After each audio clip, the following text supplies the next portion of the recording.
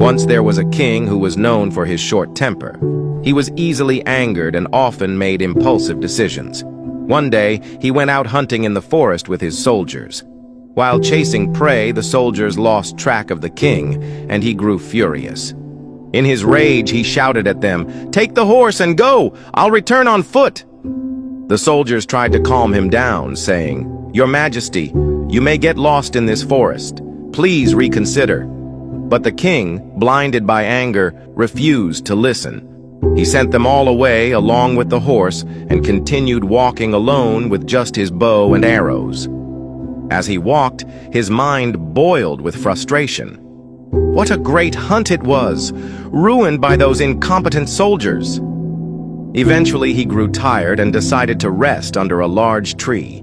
While sitting beneath it, he dozed off.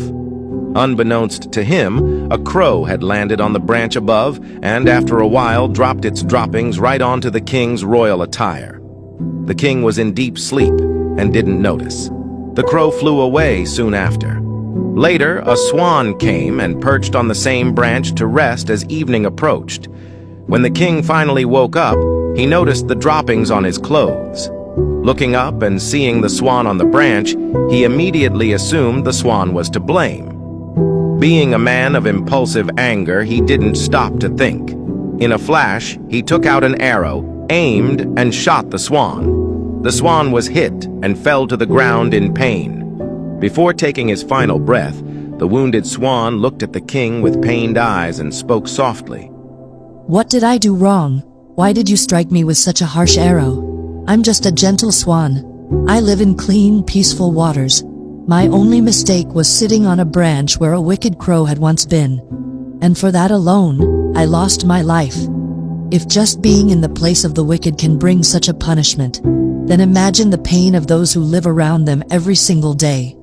The king stood frozen, overwhelmed by the swan's words. His anger dissolved into shame. He fell to his knees and begged for forgiveness. But it was too late. The innocent swan had already taken its last breath.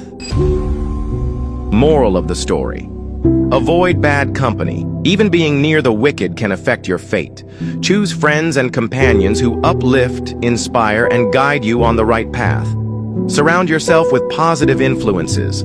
The swan was innocent, pure, peaceful, but it sat where a wicked crow once did. And without asking a single question, the king shot his arrow. The swan died, not because of its actions, but because of where it was, and who had been there before. That's life. People don't always look for truth. They judge you by what they see, who you're with, where you are, and what it looks like on the surface. You may be loyal, kind, and honest, but if you're surrounded by liars, gossipers, or toxic people, you'll be mistaken for one of them, and you'll face consequences for things you never did. So guard your circle, because sometimes your downfall won't come from your own choices, but from the people you stood too close to. If you found value in this story, comment "I am with right people" and share it with your friends. May God protect you from bad company and guide you towards the right people.